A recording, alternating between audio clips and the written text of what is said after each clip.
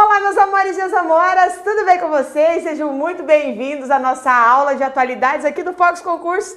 E hoje é um dia muito especial, porque eu quero desejar a todos os alunos do Fox Concursos um Feliz Natal. E para isso eu trouxe o meu presentinho de Natal, o Davi, que veio aqui também dar muitas felicitações para vocês e desejar para vocês um ótimo 2021. Beleza, gente? Olha só! Filho, dá oi para todo mundo, para os alunos.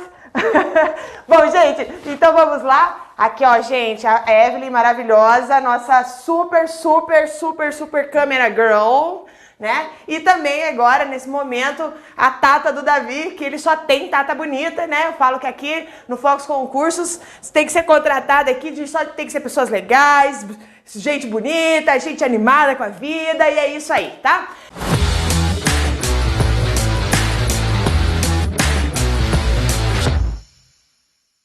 Bom, então vamos lá, efetivamente, começar a nossa aula e hoje nós vamos falar sobre a queda do Brasil no ranking do IDH. Se você está estudando aí para fazer uma prova que tenha geografia ou que tenha atualidades ou que tenha conhecimentos gerais, ó, se liga no que eu vou te falar nessa aula de hoje, porque essa aula é, ó, um prato cheio de pedreiro, tá? Assim, ó, prato cheio para virar questões do seu concurso. E também, claro, sempre pode virar um tema de redação, né? Por quê? Porque fala sobre a realidade do Brasil, sobre o nosso desenvolvimento social, sobre a nossa desigualdade social, e isso sempre aparece em provas. Então, vamos lá, que nós estamos terminando 2020 vivos, e isso já é uma grande vitória, beleza? Então, vamos conversar aqui e a notícia. A notícia foi a seguinte, na CNN Brasil cai 5 posições e agora é o 84º no ranking do IDH da ONU. Dia 15 de dezembro, então, foi a publicação. Então, o que aconteceu? O Brasil caiu, como a notícia disse, 5 posições no ranking do IDH. IDH significa Índice de Desenvolvimento Humano, né? Esses números correspondem ao ano de 2019, não é com relação ao ano de 2020, tá? É o ano de 2019 que sai, então, o relatório em 2020. Esse relatório, ele é anual e ele foi divulgado em 2020, agora no dia 15 de dezembro, pelo Programa das Nações Unidas para o Desenvolvimento, o programa da ONU, tá? E o índice brasileiro, ele chegou a apresentar uma leve melhora. Você vai falar assim, professora, como leve melhora se você disse aqui a queda do Brasil? Então, se você não entendeu isso lá quando você ouviu as reportagens ou você não entendeu quando eu estava te falando isso, fica calmo, porque eu vou te explicar ao longo da aula, isso vai ficar bem claro para você, tá? Então, o índice brasileiro, ele recebeu, né, aumentou um pouco a nota, mas a estagnação na área da educação, exatamente, tá? Tornou o crescimento insuficiente diante do avanço de outros países, dentro daqueles 193 países que estão dentro dessa contabilidade, tá? E na nossa aula de hoje, nós iremos destrinchar esses dados de 2019, mostrar as estimativas das Nações Unidas para o desenvolvimento humano e também aí em meio à pandemia de 2019, tá? Só corrigindo, são 189 países, tá? São o Índice de Desenvolvimento Humano, que combina aí fatores diversos dos indicadores sociais e é publicado anualmente com dados de 189 países, tá? E o IDH, né, ou Índice de Desenvolvimento Humano, IDH, ao longo da nossa aula eu vou falar somente IDH, não vou ficar repetindo, né, esse nome gigante, Índice de Desenvolvimento Humano, então a partir de agora IDH significa isso, tá? E ele reflete o nível de educação, de longevidade e de renda, tá? Din, tá, gente? Aqui, ó, La Plata. Então, educação, longevidade e renda. E ele é publicado pela PNUD, programa, né, como eu acabei de falar, né, pelo Programa das Nações Unidas para o Desenvolvimento, desde 1990, tá? Esse é o ano marco. E sabe o que isso significa? Significa que em 2020 estamos completando 30 anos que o IDH é medido entre os países, tá? Então, isso também requer bastante atenção nossa, né? Você que vai fazer uma prova e eu como professora, a orientar vocês a estudar com muita atenção isso, porque é um prato cheio, como eu falei, um prato cheio de pedreiro, né? Aí, ou de qualquer pessoa que tenha muita fome, no caso eu, que estou amamentando, né, também tenho muita fome, também é prato de pedreiro, né, e aí ele foi criado por um grupo liderado, né, por um paquistanês, que eu não vou conseguir pronunciar o nome dele, mas ele contou aí com contribuições também de um bengalês, que foi prêmio Nobel, né, de Economia em 1998, certo? Bom, então a ideia era criar aí um índice que refletisse o desenvolvimento humano e influenciasse as políticas públicas, né? Aquelas políticas que o governo faz, né? Os estados fazem para melhorar a qualidade de vida do seu povo, né? E esse IDH, eles falaram assim, olha, ele não pode ficar baseado exclusivamente na renda dos países, porque sempre assim os países, eles eram mensurados a sua qualidade pela renda. Ah, é um país desenvolvido. Ah, é um país, né, subdesenvolvido, é um país emergente. Mas não pode ser somente pela renda. Né? Eles falam, olha, nós precisamos verificar outros indicadores sociais que também refletem numa boa qualidade de vida. Então, assim, quanto maior o IDH, maior é o desenvolvimento humano daquele país. E aí você deve estar me ouvindo aqui, né, e falando assim... Tá, Carla, mas qual que é o objetivo do IDH? Né? Por que eles fizeram isso? Então, como você deve saber, existem indicadores econômicos que podem adequadamente revelar o cenário do desenvolvimento de um país, como o caso do PIB. Né? Então, o PIB é um indicador econômico, isolado, entre outros indicadores, né? Mas o PIB, ele é um indicador exaustivamente usado para medir a renda de um país. Aí você vai falar, daí você deve perguntar, tá, mas então por que o IDH especificamente ele foi criado? Porque a maior preocupação dos criadores do índice era a ênfase excessiva que dava-se justamente para essa área econômica, né, quando se falava em desenvolvimento. Então, o crescimento econômico, apesar de ser considerado indispensável, tanto é que ele é um componente do IDH, ele é apenas um meio, né, para que o que realmente importa. E aí você vai falar assim, Carla, o que realmente importa? A melhoria geral da qualidade de vida das pessoas em todo o mundo. Né? Então essa é a observância geral, só que cada país fica responsável, né, para melhorar o seu IDH. Então foi pensando nisso que se criou esse índice que leva em consideração as condições de renda, saúde e educação, né, que são submetidas aí às populações mundiais. Daí você agora já deve estar lembrando das suas aulas de geografia, que eu espero que você não tenha dormido durante as aulas, né? Mas você vai lembrar que esse índice, o IDH, ele é construído com 3 fatores que eu já citei aqui, tá? Então, como que o índice é construído? Vamos lá, vamos ver se você lembra. O IDH, ele combina o quê? Longevidade, educação e renda. 3 fatores, longevidade, educação e renda, que ao final são normalizados aí para que a medida de cada um não altere desproporcionalmente o índice, né? Então, aqui está na nossa tela, né, renda, educação e longevidade, e eu vou falar com você agora cada um deles, tá? Então, a renda é um componente do IDH, né, que é determinado aí pela renda per capita nacional. E para chegar à renda per capita, nós temos que dividir toda a renda nacional pelo número de habitantes do país. Daí você vai falar assim, ah, nossa professora, mas eu ganho R$1.000 e tem lá o juiz, não sei das quantas, que ganha 40 mil, 50 mil. E daí, como que faz, né? Então, para evitar as distorções na análise, a renda per capita, tá? Efetivamente, a gente sabe que ela apresenta distorções internas, né? Mas ela tem uma preocupação ainda maior, tá? Que é as distorções entre os países. Então, por exemplo, o Brasil tem em reais, né? Enfim, nos Estados Unidos em dólar, na União Europeia em euro. Então, a renda per capita ela é medida em dólar, considerando ainda a paridade do poder de compra. Então, internamente, né? Quando se fala, se a gente fala também dessa paridade do poder de compra, um método que revela quanto a moeda local é capaz de comprar no âmbito internacional, desconsiderando o custo de vida local. Normalmente eles fazem essa paridade, eles olham qual que é o valor do McDonald's, né? É uma forma também de avaliar, tá? Quanto que você precisa dispensar da sua renda para comprar um Big Mac, Tá? Bom, então a métrica é usada no IDH, né? É a renda interna bruta, né? Per capita ajustada pela paridade do poder de compra dos países. Então, diferentemente do PIB, né? A renda interna bruta considera aí os fluxos de capital que entram e saem de cada país neste cálculo, tá?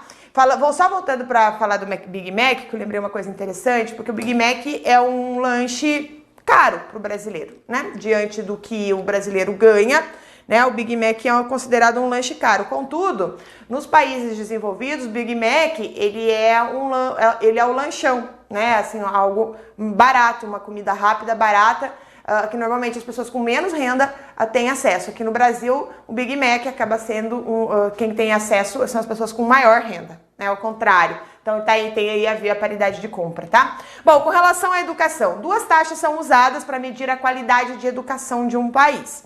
Então, o primeiro é a média de anos de educação dos adultos. Então, assim, pessoas com mais de 25 anos de idade, isso que nós consideramos o adulto. E o segundo é a expectativa de anos de estudo para as crianças. Tá?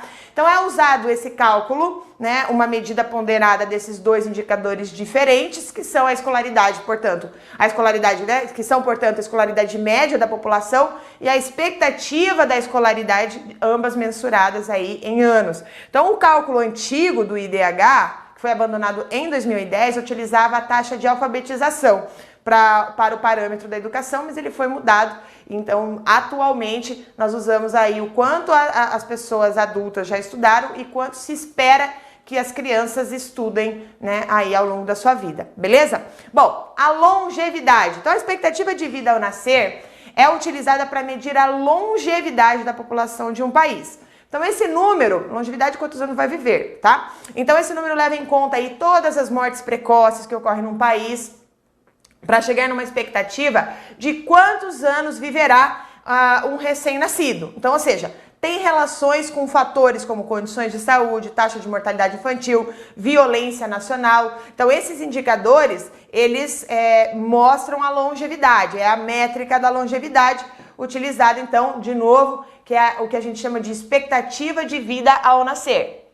Então, por exemplo, se eu quero saber a expectativa de vida do meu filho, do Davi, que eu acabei de mostrar aqui para vocês, né? Eu terei que ver qual que é a expectativa de vida de 2020, tá? Bom, então assim, por quê? Porque ele nasceu em 2020. Se você quer saber a sua expectativa de vida, você tem que olhar quanto que teve aí o IDH do ano em que você nasceu, desde que você tenha nascido, a partir de 1990, né? Porque foi quando começaram a fazer essa contagem, tá? Então, falando ainda na questão da expectativa de vida, né? A expectativa de vida ao nascer, para isso a gente considera um cenário hipotético em que as taxas de mortalidade para cada faixa etária se mantêm iguais às do seu ano de nascimento, tá? Então, como aquilo que eu estava explicando aí. Então, resumindo, a longevidade é a expectativa de vida ao nascer, a renda é a renda per capita e a educação são dois indicadores, a expectativa de anos de estudo e a média de anos estudados entre maiores de 25 anos, tá? Então, o IDH de um país é a média do resultado desses três índices que eu acabei de dizer, obtida após vários cálculos, né, que não vou falar aqui hoje, porque nós não temos esse tempo. Mas o índice, ele varia de 0 a 1, e quanto mais próximo do 1, mais desenvolvido é um país, tá? Então, como um dos três indicadores recebe o mesmo peso no resultado final, então você pega a longevidade, a renda e a educação e chegamos ao IDH. O resultado final varia de 0 a 1, quanto maior o índice, mais desenvolvido o país, de 0 a 1, tá? E ainda, né, o Programa Nacional das Nações Unidas, né, o Programa das Nações Unidas para o Desenvolvimento, que é o PNUD, tá? Ele divide as nações de acordo com o resultado do IDH em 4 grupos: desenvolvimento humano baixo, desenvolvimento humano médio, desenvolvimento humano alto e o desenvolvimento muito alto, tá? Então são 4 indicadores. Então o resultado final varia de 0 a 1, quanto maior o índice, mais desenvolvido o país. 0, a morte, né, absoluta e fome absoluta, e o 1, tudo ótimo, maravilhoso, sensacional. Quem fez esses gráficos, vamos agradecer aqui o Politize, que inclusive é um grande fornecedor de informações aqui para as nossas aulas do Fox Concursos de Atualidade, tá? Bom, e agora você vai falar assim, mas professora, você falou no começo da aula algo sobre desigualdade. Você pode aprofundar um pouco isso? Sim, e eu trouxe isso para você. E aí, e a desigualdade? Como que rola, tá? Então, uma das maiores críticas do IDH é que ela não consegue abordar toda a complexidade que envolve determinar a qualidade de vida de um país.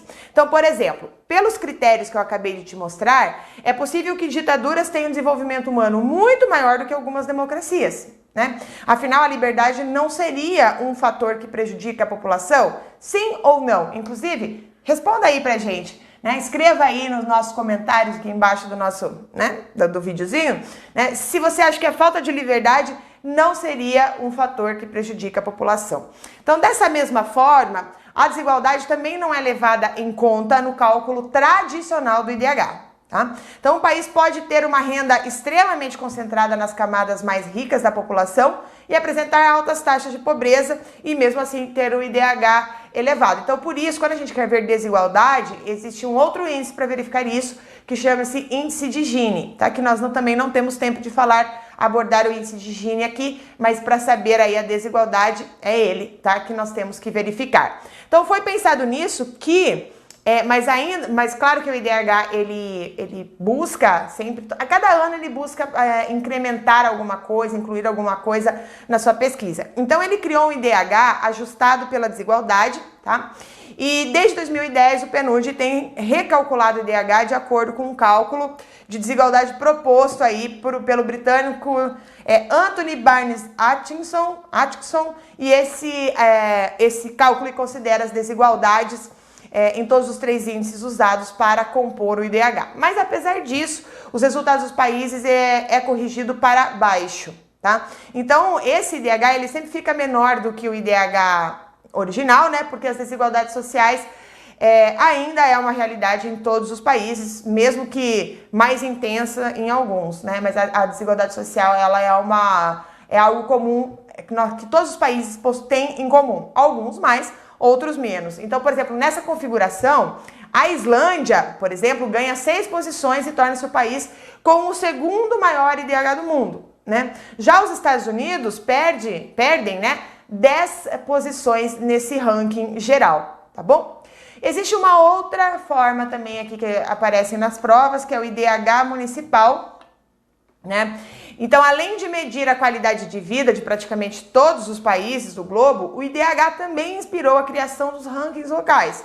Então, no Brasil, nós temos o IDH municipal, que leva em conta os mesmos 3 indicadores, né? Longevidade, educação e renda, né? Para comparar a qualidade de vida de municípios que possuem mais de 5 mil...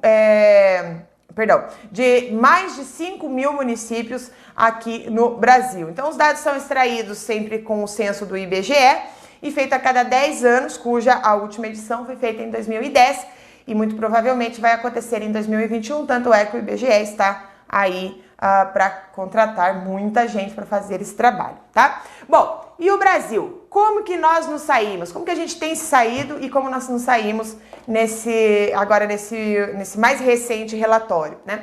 Então, o relatório que foi publicado em 2020, o Brasil apareceu em 84º, como eu falei no início da nossa aula, dos 189 países do ranking do IDH, e o nosso número hoje é 0,765, tá? Então, nós temos aqui o relatório de 2020 da PNUD. Então, o Índice de Desenvolvimento Humano, então o país é considerado de alto desenvolvimento humano, não é muito alto, mas de alto.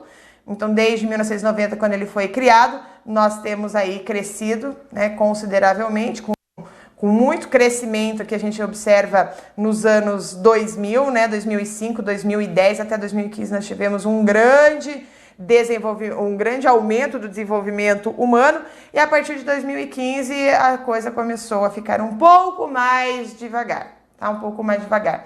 Então nós temos aí, né, com esse resultado que eu te mostrei na tela, nós estamos no grupo dos países de alto desenvolvimento humano, uma realidade estabelecida há alguns anos atrás já, tá? Então, os dados do relatório atual, como eu disse, são de 2019.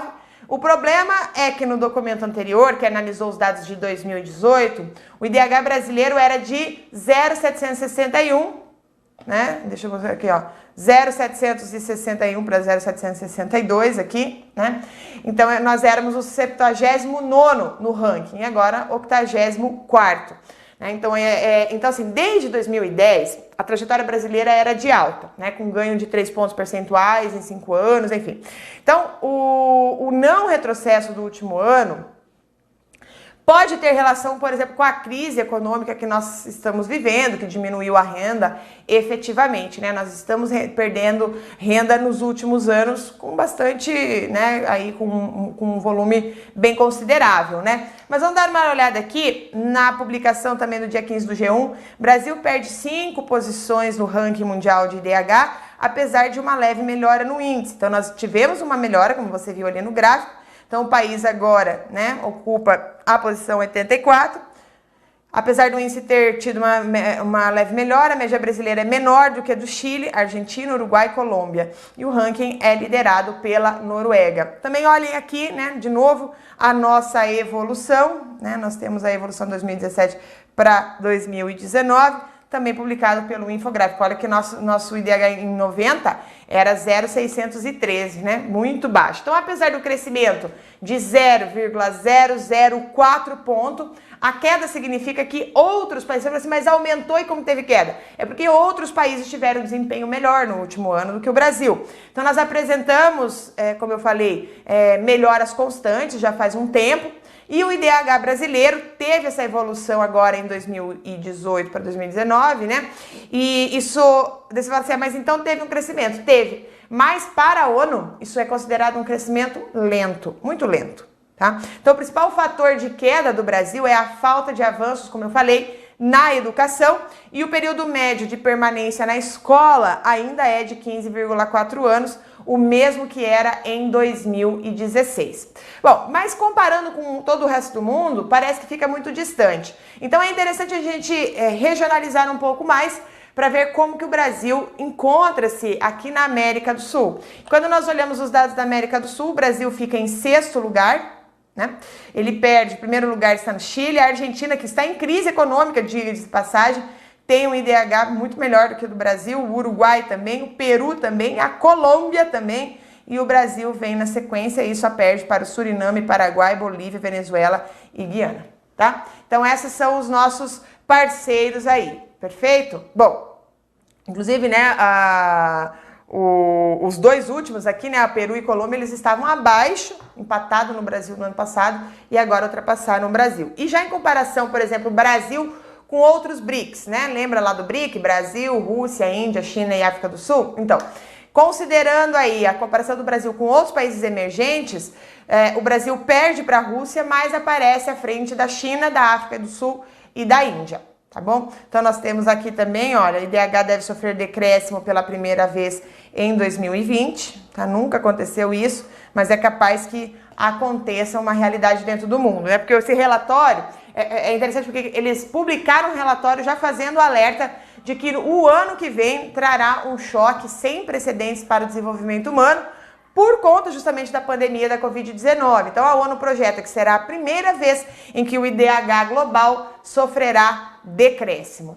Bom, uma novidade para esse IDH é a pressão planetária, tá? Nós tivemos aí uma novidade, porque pela primeira vez o relatório que lista o índice ajustado a outros fatores como desigualdade social e de gênero, ele traz uma nova métrica que é o IDHP, né, que é o Índice de Desenvolvimento Humano ajustado à pressão planetária. Isso porque explica o documento da ONU que é hora de todos os países redesenharem seus caminhos para o progresso humano, responsabilizando-se integralmente pelas pressões perigosas que colocamos sobre o planeta. Então agora já estamos verificando aí, esse índice ele é calculado para tirar, por exemplo, a média das emissões de gases de gás carbônico, como CO2, e também da conhecida pegada ambiental, né? Que mede aí a quantidade doméstica e exterior de extração de materiais como biomassa, combustíveis fósseis, minérios, enfim. Então esse número, então ele é descontado do IDH. Nessa lista, o Brasil ele sobe 10 posições, certo? Então a China, por outro lado, ela desce 16, porque nós temos aí alguns índices na questão da pressão ambiental que nos coloca um pouco melhores se comparado com outros países, como é o caso do Grão-Ducado de Luxemburgo, que despencaria, fica ali do lado da Bélgica, tá?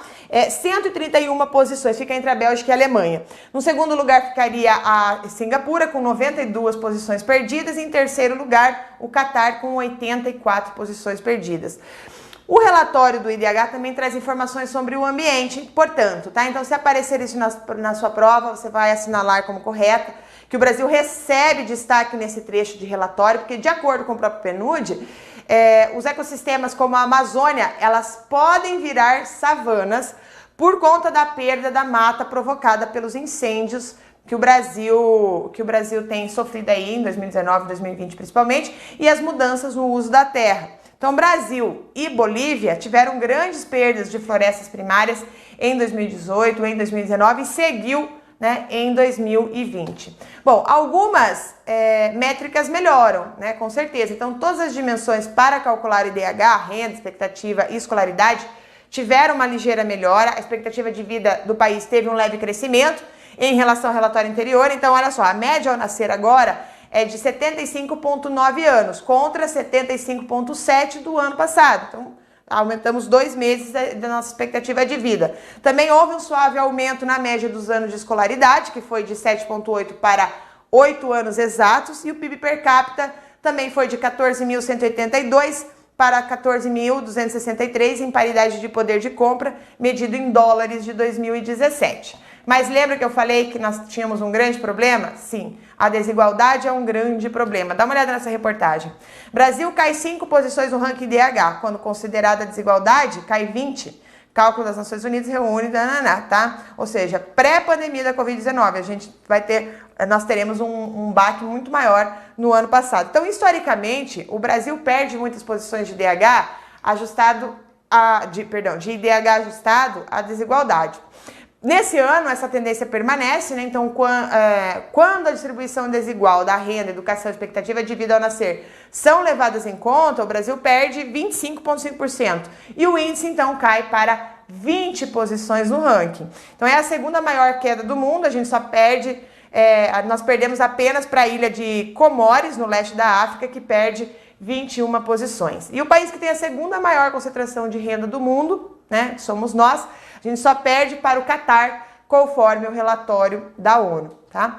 E, como eu falei, o efeito da pandemia ainda não aparece, os dados do relatório que foram divulgados não tem um impacto causado pela pandemia dentro dos índices de desenvolvimento humano do mundo, mas a ONU, como eu disse, estima que em 2020, por conta da pandemia, todo mundo, não só o Brasil, mas todo mundo terá uma diminuição de IDH. E é algo inédito desde quando começaram a construir o índice em 1990. Lembrando também que o país com maior IDH continua sendo a Noruega. Gente, eu já viajei para a Noruega, fui para lá em 2016 e é incrível porque todo mundo, eu não vi nenhuma, pode ser que tenha, né? Mas eu não vi nenhuma cidade com condições precárias de moradia. Todo mundo tem uma casa mais ou menos igual. Claro, umas mais bonitas que a outra, mas assim, não existe aquela diferença de uma mansão e um casebre. Não vi, né? Então é realmente muito impressionante o país. E eles, em segundo lugar, estão a Irlanda e a Suíça. Vou mostrar aqui para você, então, a lista dos 10 países com os melhores índices de 2019. Então, Noruega, olha, 0,954. Que espetacular, né? Então, já os 3 índices mais baixos foram obtidos para os países africanos. Todos os países africanos, todos os 3 países, né, que estão nos piores IDHs estão localizados na África. Eita! Né, que é o Chad, República Centro-Africana e o Niger, tá? Se você ficou curioso para ver os demais países, ó, eu tenho a Suíça, eu tenho a Irlanda, eu tenho a Alemanha, Hong Kong, né, Austrália, Islândia, Suécia, Singapura e Holanda. Esses são os países com a melhor qualidade de vida do mundo, segundo o IDH. Lembrando que existem outros índices, tá? Não existe somente o IDH, mas o IDH normalmente é aquele que é mais cobrado nas provas, então você tem que saber. E lembrando que, né, 2020 ele comemora 30 anos de averiguação. Bom, antes de terminar aqui, Não se esqueça de se inscrever aqui no nosso YouTube e também já de dar like na nossa aula, tá? Dá like na nossa aula, que assim a gente continua 2020 trazendo muita informação para você. Também nós temos aqui no Instagram, no Facebook, no Spotify, no Twitter, no LinkedIn, ou seja, o Focus Concursos está em todas as mídias mais importantes para trazer muita informação para você, tá?